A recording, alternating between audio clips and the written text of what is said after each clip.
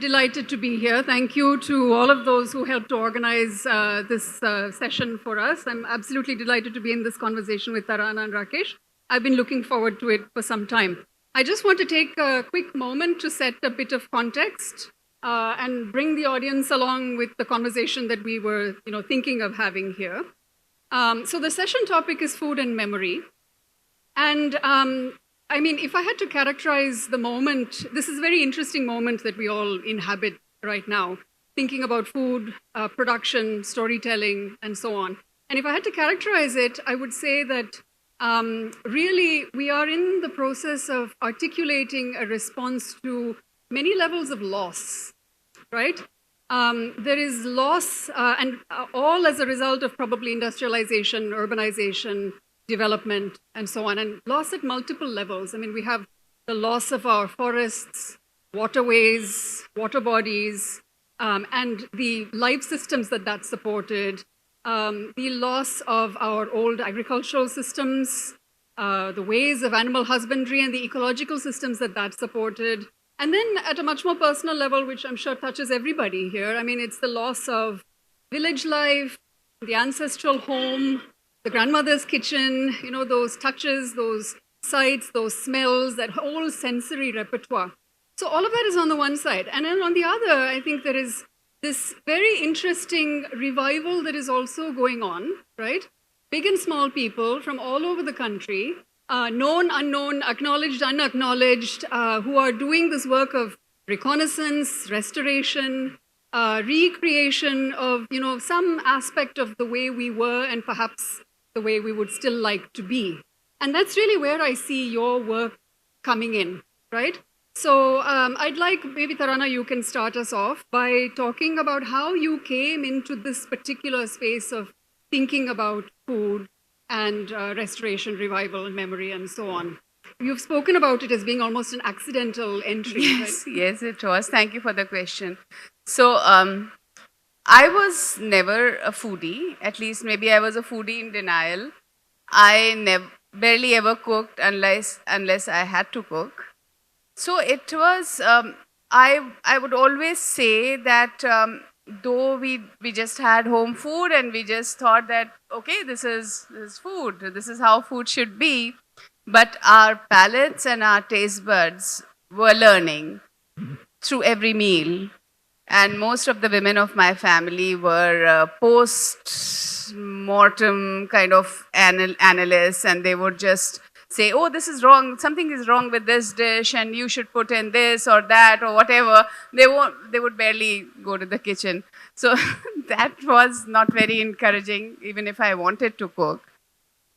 Now, when I came back to Rampur, which is my ancestral place, settling down there, and I thought I'd write about Rampur culture, which I had heard so much about. And so I started researching on Rampur culture, and there were so many little stories that I remembered, and I was just looking at, reading through Rampur history. Rampur, by the way, is a princely state in the north of India, about 190 kilometers from Delhi, where I belonged. So I was an insider, outsider. And then there is this Raza Library at Rampur, which is a repository of wonderful manuscripts. Now, as I was reading over there, one of these research scholars who had been banned from accessing certain manuscripts and said, why don't you look at the Rampur manuscripts, Persian manuscripts and cookbooks? I said, are there cookbooks over here? And lo and behold, there were about 12 Persian manuscripts dating from 1816 till 1880s, all handwritten. And I just went to the librarian and I said, I just want to look at these cookbooks. And he said, do you know Persian? I said, no. He said, do you know what is the Persian for cooking? I said, no. And he said, it's called tam. And I said, okay. But then, because when you're in Rampur and you're an old family, people just say, okay, please let her, see the manuscripts. And that's how my journey began. And I learned Persian. I translated. I'll of course talk about all that later. But this is how food became central, because I realized that we had lost so much. And as you said, the sense of loss was amazing, because there were 300 recipes which were cooked till the 1960s. And as I kept reading about them, I was filled with this desire to cling on to something. And this was also the time that Rampur was so called being modernized, and the 10 wonderful ancient gates of Rampur city were being taken down. And it was just so, one felt so hopeless. And food was something that you could cling on to, and that you could make your own. So that's how my journey as a food historian and a food writer began, and I started writing about it and experimenting in the kitchen. that was also very important as very well. Important, yes. So your trajectory seems to have been a lot more sequential and perhaps a little less accidental. Tell us about that. What was Thank the you. aha Thank you, Deepa. moment? It's lovely to see all of you here. I do see some very familiar faces. For me, food is something that has always been integral since childhood. I'm able to articulate it better for myself in today's context with the work that I do. But I have very fond memories of being in the kitchen. If it was a sports that someone was watching on TV, or if it was a cookery show, I would pick the cookery show. I was always the odd man out there, literally. So for me, food was very integral, and I remember my party and my mother, the kitchen that they used to run. And our family was obsessed with food, like most families. And any conversation during, like, say, breakfast would be, what is it that we're going to have for lunch? What is it that we're going to have for dinner? And it doubled when we were having some festive occasion. I still remember party, she would bring these antique vessels from the attic. She would polish them, and large-scale cooking would happen. So for me, it was that conversation that I had with her. It was about nostalgia. It was her childhood. It was the stories of the food that she told me that she ate when she grew up. And then my formative years, when I went abroad to study, it really hit me hard when I was missing home food. And for me, I had all the ingredients, but it was still not the perfect rasam or the perfect curry that I was trying to, replicate. There was obviously something that was missing. And I bonded a lot with people from other nationalities. I made lots of friends, and we would pick common ingredients, spices, and we would bond over that and saying, what is this recipe that is made in your country? And I had such engaging conversations with them, and the common thread everywhere was heirloom recipes across nationalities, across countries, was something that was not being documented and recorded, and it was going away with the previous generation. So this kind of, I had parked this in my head, I guess. But then I came back to India, and that's when I started traveling. And I had gone to Tirunelveli to just explore the place. And it was a beautiful sight when I saw the farmers rejoicing that year's bountiful harvest. They were singing, they were cooking this one-pot wonder that smelled so amazingly good. And I struck up a conversation with them, and I asked them, I said, what is it that you're making? And that's when they told me that it was a dish that is usually made when people congregate or assemble together. And the beauty about that dish is every person, every villager from nearby villages would have to bring in something. They would essentially pool in their resources and make something. And these people, the ones who pooled in their resources, irrespective of their social hierarchy in the village. I still remember that meal, the story that they narrated, and I got to know that particular dish was called the Kutan Choru. Right? I mean, we've taken this Kutan Choru for granted. We've probably eaten it in several villages when we've traveled. But to think of that defining moment that said, this is exactly what I should be doing. Documenting culinary history, practices. There is so much of anecdotes, that is folklore, there is oral tradition that has been there. And, you know, sadly, when we eat a kutan choru, we just say that this is kutan choru, but there is history behind it. There is a community that comes together to make something like this. And that was my aha moment. Wonderful. So that actually gives me the perfect segue into the next question that I had for you both, which is about your sources, which you've already started to address. But I mean, I thought I would ask a wider question, but I'm actually going to narrow it to text because I think that you both, and there's something I think that people don't know so much about you, Rakesh, in particular, right? The working with textual sources in order to conduct this kind of rewriting or revival. There's a lot of interest right now in pulling out these old texts, ancient as well as modern. I am working, for example, with my colleague Andrea Gutierrez. We did a presentation at the Saxena Center at Brown University on Nalapaka Darpana recipes, King Nala's cookbook recipes, and you know how one might interpret them for our modern times. At that same presentation, there's Yael Rice and Sarah Khan who are working on the Nimatname, which is a 15th century text of recipes created for the Sultan of Mandu. And then, I mean, of course, we know all of the other texts on which there is so much work kind of waiting to be done, the Bhojana Kutuhalam, the Shema Kutuhalam, the Manasolasa, the 12th century Someshwara's text, and so on. So, I mean, I feel like there's a lot of this kind of work also going on. And you, again, you come into that particular context. So, can you each talk about that, about what it has been like to inherit these fragments? Because they are that, right? I mean, you get these, and they're very cursory recipes sometimes. You've talked about this, right? What do you do when there's no Google photo at the end to tell you that this is what this dish looks like, right? So maybe, again, you can start us off with that. Yes, so as I said, I was able to access these wonderful Persian cookbooks, and I could just read the name of the recipes. But I knew there were 50 pulaus. So what happened to the rest of the pulaus? I just know one pulao. There were so many biryanis, and there were so many different kinds of kormas. And basically, they were called Khwane Nemat, Alwane Nemat. And, you know, the writing was extremely cryptic. And one thing that I always remember, they said, keep watching. And keep watching? I mean, we don't have the time to keep watching. And there were processes within processes. The techniques were completely different.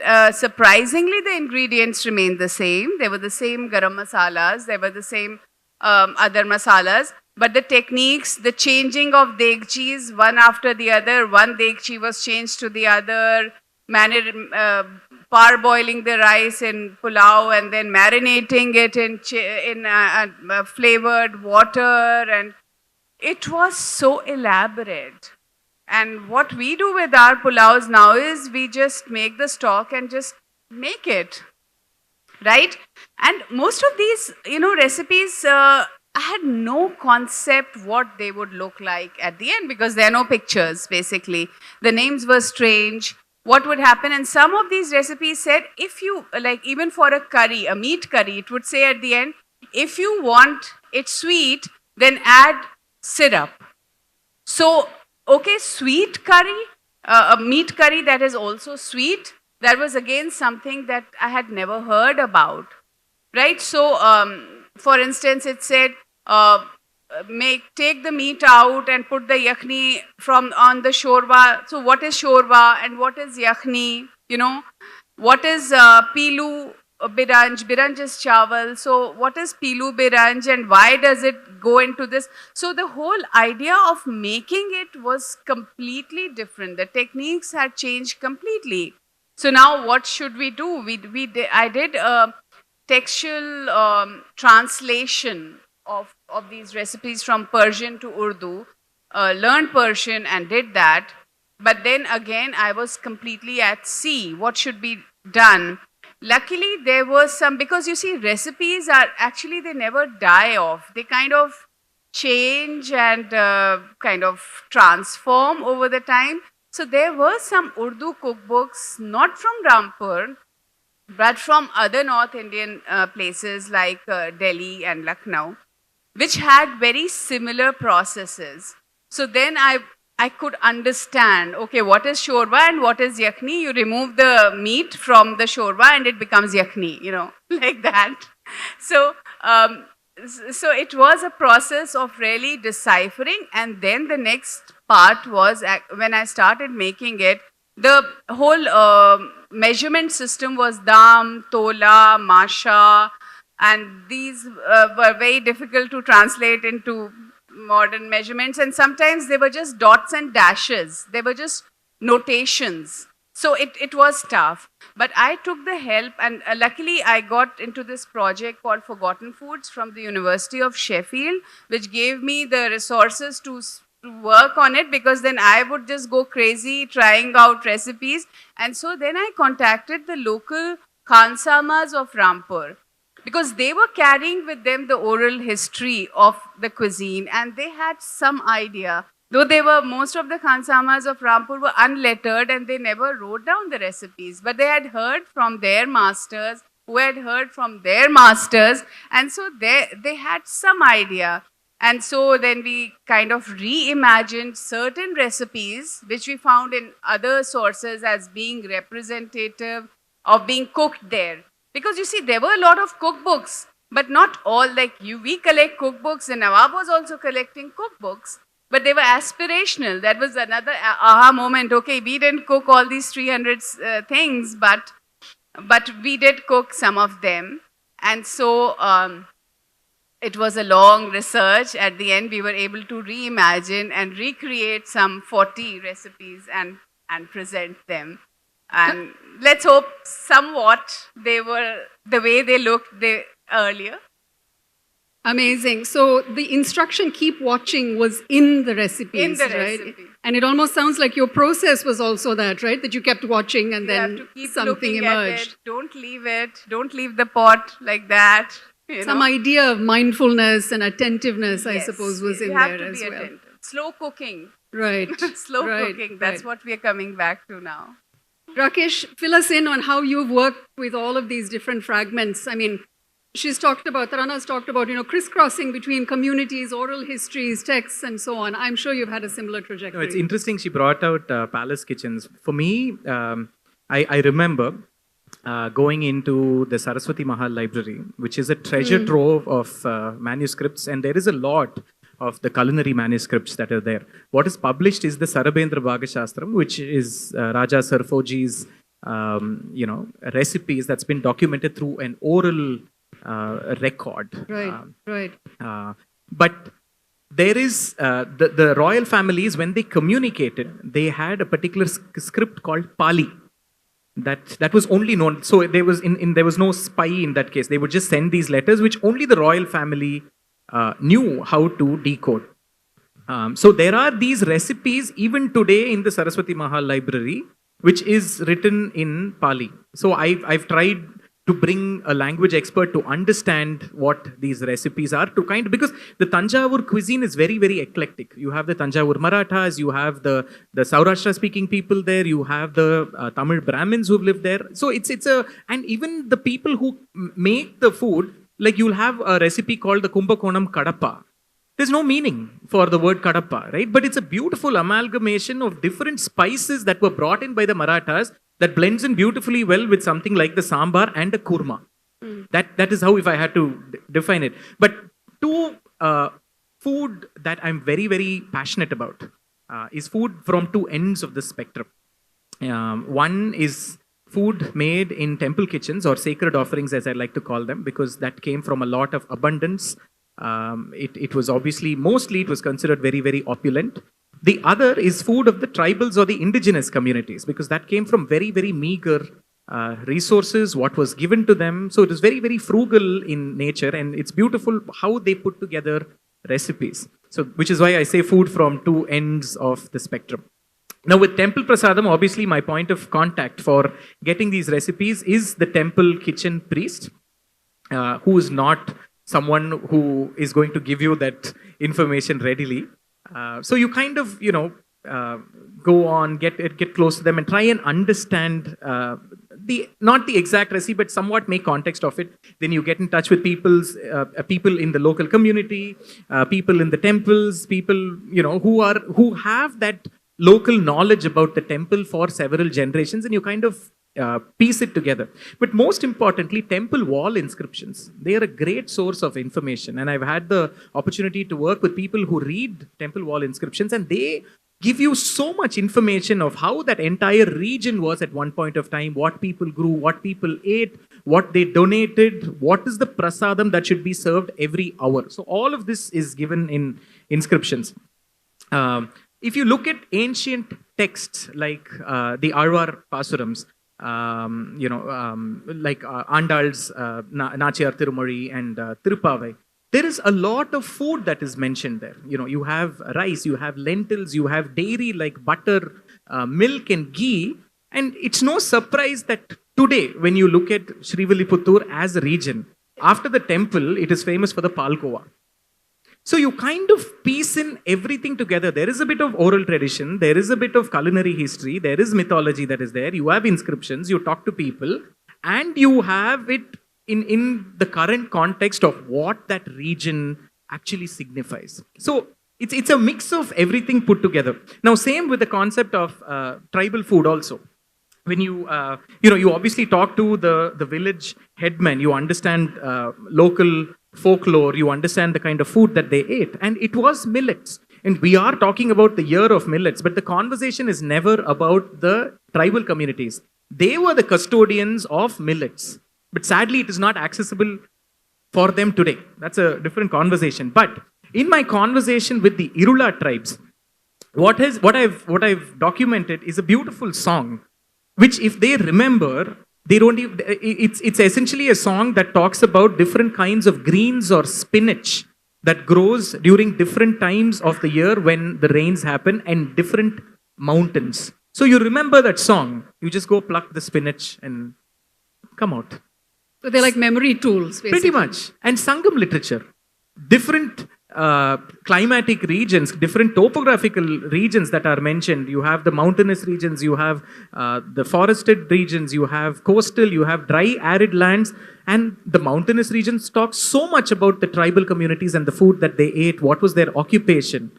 So it's a mix of everything that you can piece together. And it's amazing when you think that today the food that we are eating is several thousand years old. So it's a mix of everything. Yeah, brings a whole different dimension to the typically repeated cliche, right? India lives in several centuries all at once, and this is one of those important dimensions.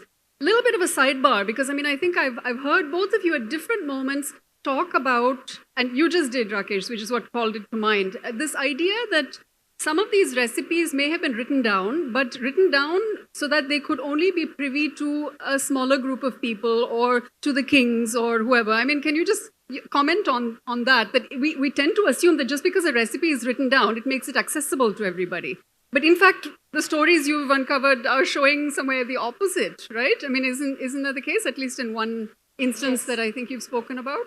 Yes, so if you write a cookbook in Persian, when the people do not know Persian, because this is a place where Pashto or Urdu or Hindi was the spoken language, and most people were not could not read or write. So and the cooks were the khansamas or the ladies in the house who did not have Persian. So the idea of penning down these cookbooks, now one of these cookbooks, the name of the author is the Nawab Kalbe Ali Khan.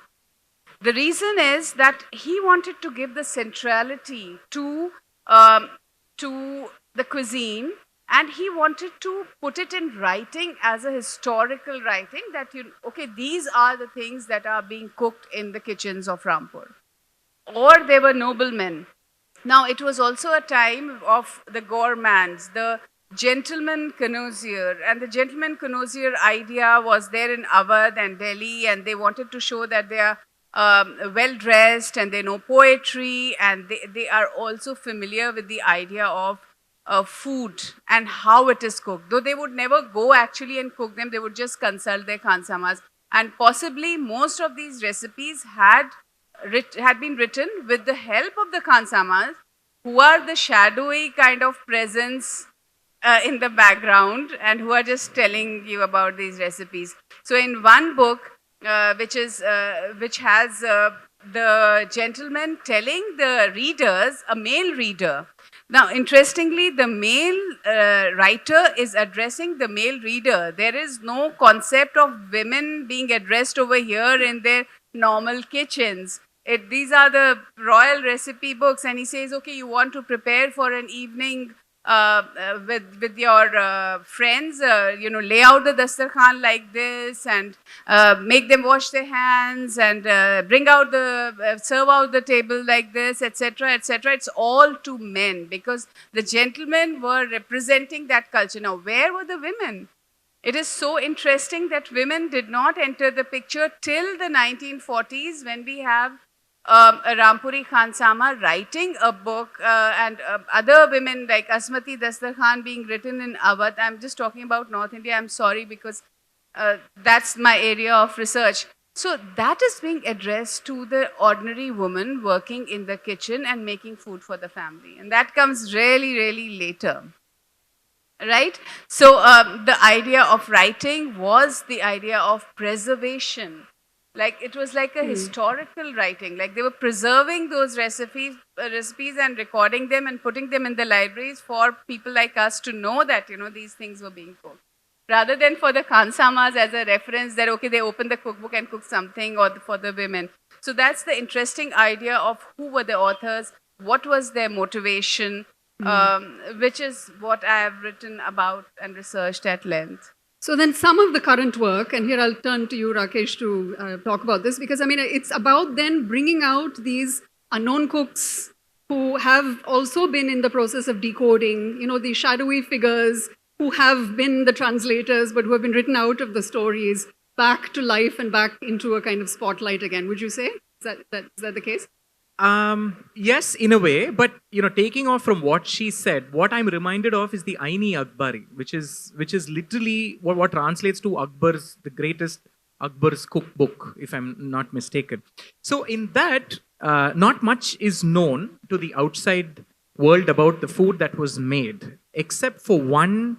I think he's a priest who goes in disguise of a eunuch, which is what is quoted in the book. To record what was the meal experience that was served. So when they did the book, obviously it was supposed to be very, very closely guarded because it had a lot of the secrets. For example, Akbar would only eat rice that is wrapped in gold and silver leaves. Right? It had to be cooked in a particular way. And there was the royal nutritionist, dietitian who would put together the recipe for the day. There were plates that were embedded with jade stone because in case there was some poisoning, that particular stone would indicate that there was some toxic material in that. So all of this obviously was very closely guarded until this person goes inside to, decode the whole thing. Right. And the entire kitchen setup apparently for him was like how a modern day restaurant would function, getting the mise en place ready, the standard operating procedure. There was a prep section, there was a cleaning section, there was a chopping section, all of that back in the day. I'd like you to focus, in a way we've been touching on it all the way through, but how specifically we use certain ingredients and certain dishes as tools to evoke memory. So food is being somewhere critical to the memory work, right, to the act of remembrance. Memory work is kind of interesting because, each time I'm remembering something, it's me sitting here, all of us sitting here in the present, remembering something from a different time and a different place. So it's a kind of split existence, right? Nostalgia is a kind of splits us between now and then, that imagined then.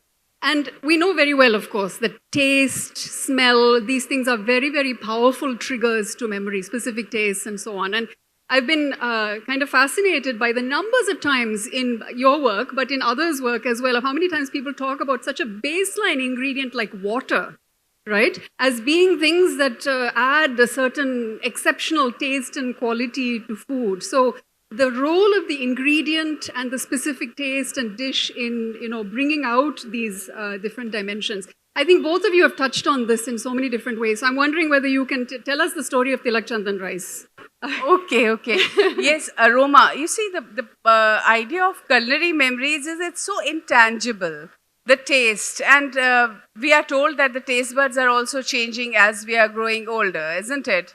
The ingredients are changing. Incidentally, when the earlier 19th century cookbooks were written, they didn't use lal mirch. They were using pepper, because pepper was for the elite and the lal mirch and hari mirch was for the poor people. That's such an interesting thing. Now, in recent times, till the 1990s, we had this rice called Tilak Chandan. It was like your zira, what is it called? Zira summer rice, and very small and highly aromatic. And it was used as khichdi. Now, khichdi used with urad dal, the black urad dal khichdi, which is the khichdi of this region.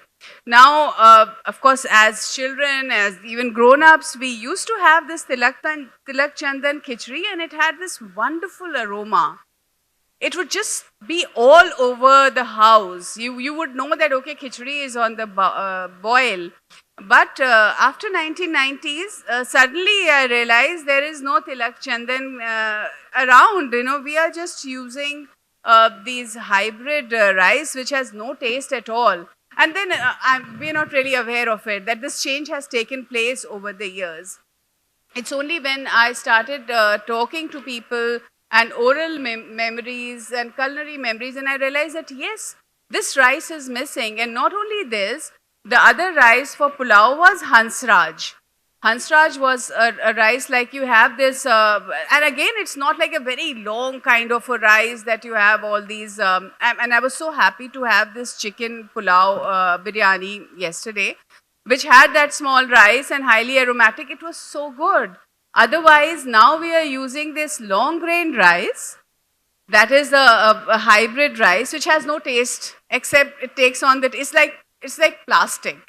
And that I just realized with my new culinary enlightenment that, okay, yeah, we are missing something. That was the aroma. So things were phased out. Now, when I started working on this project called the Forgotten Food Projects with the University of Sheffield, I mentioned this rice. And then we decided, and it was COVID times, how do you keep a project running? So COVID times, we sowed the Tilak Chandan rice. We couldn't find the seed. We had to really search for the seed, and this seed was just growing everywhere around Rampur according to historical records. It was a marshy land. It is an aquatic plant. Basically, rice is an aquatic plant, needs a lot of water.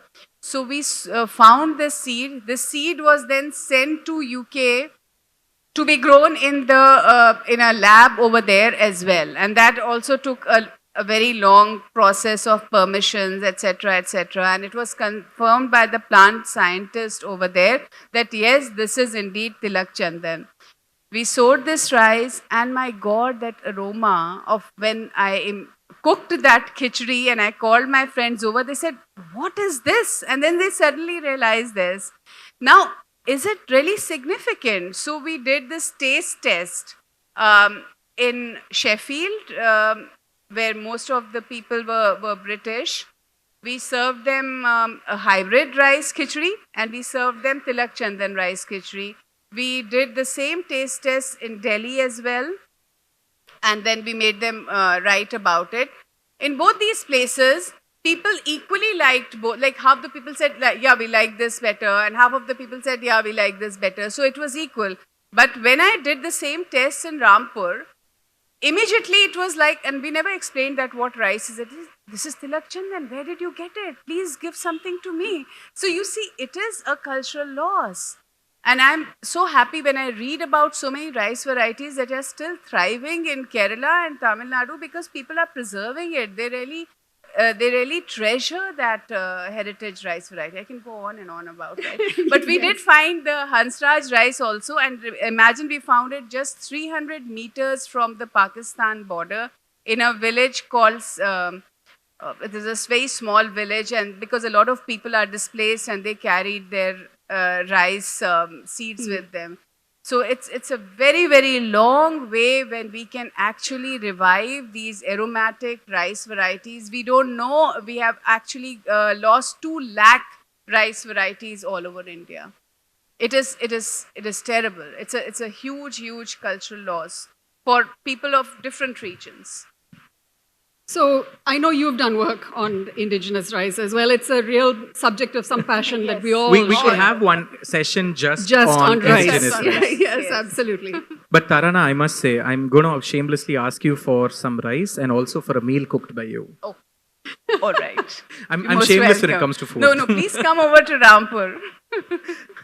No, for me, rice is. I'm very passionate about rice because when I go into understanding how many varieties of indigenous rice we had in India, the number is just mind-boggling.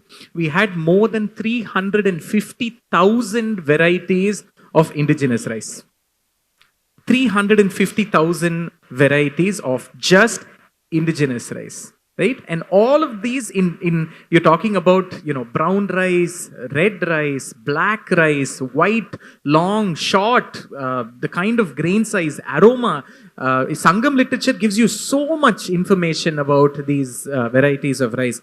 And what beautiful names that they come up with in Sangam literature. Did they love Tamil so much that they named the rice like that, or did they like rice so much that they named it beautifully? It is, and what names like Kayampu Nel, Kalvan Ullam Kanda Nel, Karu Nel, all descriptive names of the paddy. There is something called a Garudan Champa because on the grain it has a particular tilak on it. Which resembles the line that's there on the neck of the Brahmini kite. Yes, which also. is why it's called that. Yeah, there is a rice variety called Kayampu Nel. There is a rice variety called, we all know Jeeraga Samba because it does resemble the Jeeragam. Then there is Karu Nel, which is black in color. Such evocative names. There is a name in today's context called Jil Jil Vaikunda. It reminds me of Jil Jil Ramamani in Tilana Mohanambal. So, the reason why I'm saying this is every rice had a particular nutraceutical property. Even today, when you go for a Kerala massage, when you do the poultice that is used for the kiddy treatment is the Navara rice because it exfoliates your skin. There is a property there. So, it is when in today's context, when someone has diabetes, the first thing a doctor says is stop eating rice. That is wrong. What they should say is stop eating that rice. Instead, switch to a different rice. Right? I think that is the conversation that we need to drive about. And yeah, I can go on about indigenous. Like you said, we need a whole separate hour just for that. I want to ask you both one last question before we'll open it up to audience questions. And this one is about I feel that food in India, perhaps food everywhere, but food in India has a kind of dramatic quality to it, right? So I'm thinking now after the food has been revived, recodified, rewritten, the recipes have been extracted, how do you tell stories about that food, right? And what always has struck me is this dramatic quality that the storytelling seems to, imbibe. Think of the tadka, for example, the talip, right?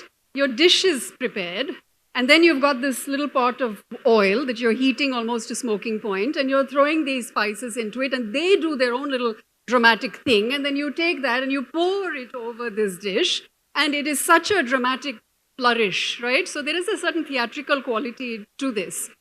I'm not the first one to remark on this. Bharata Muni in the Natya Shastra has actually likened the performer on the stage to the cook in the kitchen, who combines all of these elements and then produces what? A rasa, a relish, a taste, an experience, right? So here I'll start with you, Rakesh. What is this performative dimension to storytelling? Why is it important? You seem to do it so well. Thank you. Food is something that is beyond just taste. I mean, there is a lot of history associated with it. So there was this point of time in my career where I was a Carnatic classical vocalist, and I was also dabbling in food at that point of time. So there was a definitive moment where I needed to make that switch. I had to decide if I was going to pursue music or if I was going to choose food. And very thankful I chose food. But there was also that thought in my head that I have to be in touch with my music in some form, which is when I went into ancient, literature and poetry. Like the Andal, Nachiyar Tirumozhi, and Pasurams, where these prasadams are mentioned. Now, prasadams as we eat today, every hour there is a prasadam that is made. And it's a joke when people say people who live around Triplicane and Srirangam don't cook, because there's literally some prasadam that is being made. Obviously, there's a lot of history there. So I started, delving a little deeper into that. And I started presenting these showcases called Sacred Offerings, which is about temple prasadams, where I cook the temple prasadam. I weave in the mythology associated with that particular temple. I bring in the culinary history of how this could have possibly amalgamated into this beautiful prasadam. Obviously, there's a local factor there. There's a local economy there. There's a local culture there, local people there. And I would also weave in that particular verse where that prasadam is mentioned. I would sing that. So it was a multisensorial experience. So people could hear, they could see, they could smell, they could touch, they could taste. So many different things. And we talk about the Tair Sadam, we talk about, we just belittle it saying it's just Tair Sadam, but there's a lot of history to it. Prasadams, many people in today's context think it is only vegetarian. It is not the case. There are temples across India that serve non-vegetarian as prasadams. There is a temple in Kerala where the prasadam is dried fish and toddy. Because prasadam ultimately is what people from the villages reared, what they grew, what they cultivated. They gave it to the temple put it to use and gave it back to the people who spent a good amount of time at the temple volunteering. So that was prasadam, and that is essentially the story that I always love telling, that food always brings people together and food can never divide. Thank you. You've spoken about projection, right? Yes. What does it mean to project a cuisine? What happens after you codify it? And how do you work with the khansamas as well? Yes, so my focus has been now, after reimagining these old recipes and teaching them, on working with the khansamas with those old recipes and reimagining them. Now I have to project the Rampur cuisine in all its glory and bring it back to the culinary map of India, because it's a forgotten food or cuisine, almost indistinguishable from other North Indian cuisines.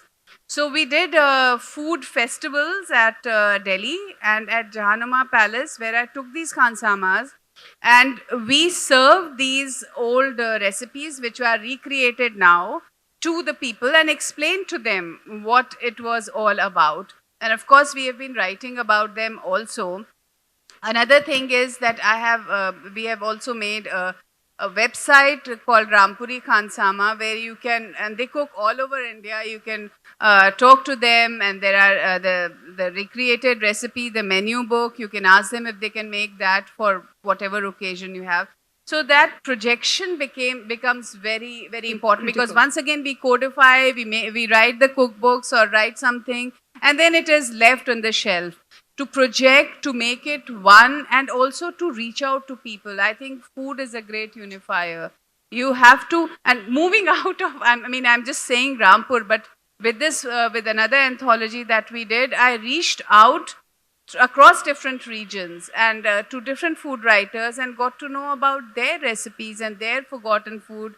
The Pangal Muslims of Manipur, the Muttamala of the Mapila cuisine, the Yarkandi Pulao of Leh, all these food writers writing about them. So projection, getting together people, moving out of our little culinary comfort zones. Yeah, right. That has also been an important part, I think. Wonderful. This question is for Rakesh, and it's a thought that just occurred to me. You said food never divides but unites. What's your take on this Annapurni film, which was taken off Netflix?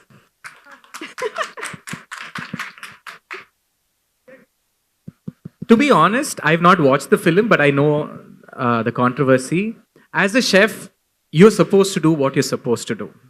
And I strongly believe in that. You may have grown up vegetarian, you may have certain religious sentiments, but you need to do certain things if you want to be in the food world. And that's actually something that chefs who go abroad have explicitly spoken about as well, right? I need to cook for this audience, and therefore I will make it. Mothers do it. Many mothers do it. I will make this, but I will not eat it. You know, that kind of thing. So I think we've straddled that boundary quite a lot. So yesterday in a session called Food Against Fanaticism, Subodh Kerkar deflated us by saying that most of what we eat is foreign, even red chilies, green chilies, and so on. I was reminded of the food that we cook at our Shraddha for our ancestors, where we predominantly use completely indigenous, quote unquote. Can you enlighten us on this as to how much really completely indigenous food we have, and whether you have or you both have explored that? Does the taste increase in the kind of pots in which you cook the food? Because we have specific dishes to be cooked in a specific pot. Kalchatti, Iyachombo, cast iron vanali, like that. Okay. So can we answer first the question about the ingredients, about the indigenous? See, khichdi is our own food. That is truly Indian. That has been cooked forever and ever. Kheer also we cooked here, but it was cooked again all over the world. Recipes and ingredients have been traveling through borders as are people. We have to thank Portuguese for the chilies, but then the pepper was ours, wasn't it? And we were flavoring all our dishes with pepper rather than chilies at all. So we had something and we got something else, and through timelines and through boundaries, recipes have been traveling. It's not just us and yours and ours. Everything is ours. Everything that we have put on the plate and we are eating becomes ours.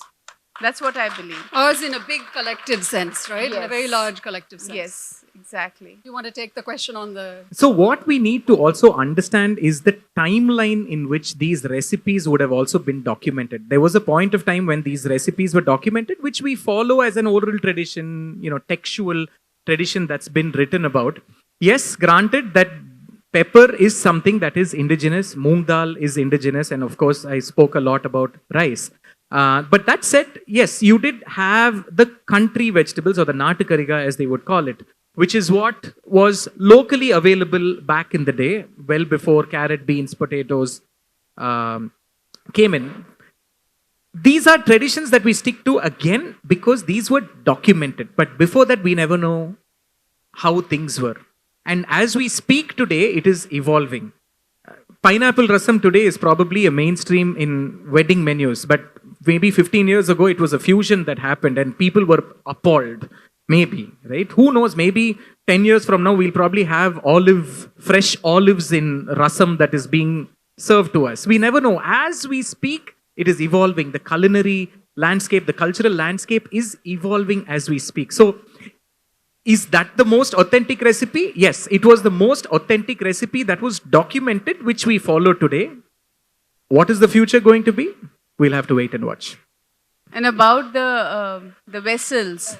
So I can talk about North India once again. The Rampuri Khansamas carried their own vessels. They said, we'll not cook. Whenever they went out, they said, we'll not. Again, we've forgotten those things. They had that special kind of vessels for different things. When I went to Kerala, I was amazed at the way food was being cooked. It's a totally different, we've never seen those vessels. So I think vessels make a lot of importance. I find that is very important for the cooking. How it takes place, how it tastes, absolutely.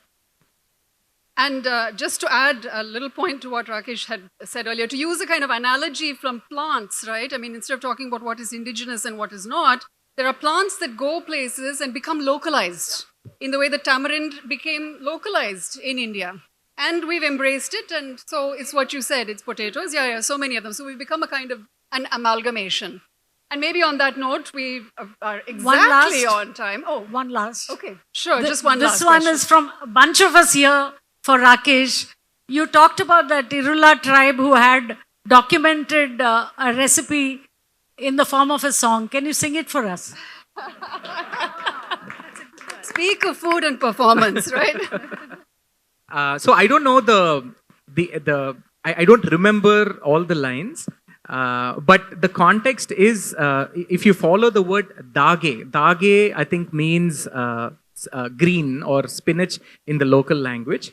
So it goes by kake dage pandita lage karamada dage pandita lage kake dage pandita lage Metupalayam dage gandita lage. So thank you. So it goes, it's essentially, it's saying, this is the mountain peak or this is the plain that you should go to pick up this particular type of green when it rains at this point of time. There are several songs like that. Like even there's a song, today when you go for Ganesha Chaturthi and go to any market, there's a platter that is given to you with wood apple, the Bermuda grass and the Erikampu mala and all. There is a song that mentions all these ingredients. So you literally remember the song when you go shopping and you come back. That's how things were back in the day. So the food itself was memory work, right? And the songs helped us to pull it all together. All right, I am astonished that for once the session that I'm moderating has actually managed to stick within time. Thank you both for Thank you, really Deepa. That was lovely. Thank you, conversation. Tarana. Thank you. Thank so you, much. audience. Thank you being all so for being such a lovely. wonderful, engaged audience. Thank you, Deepa.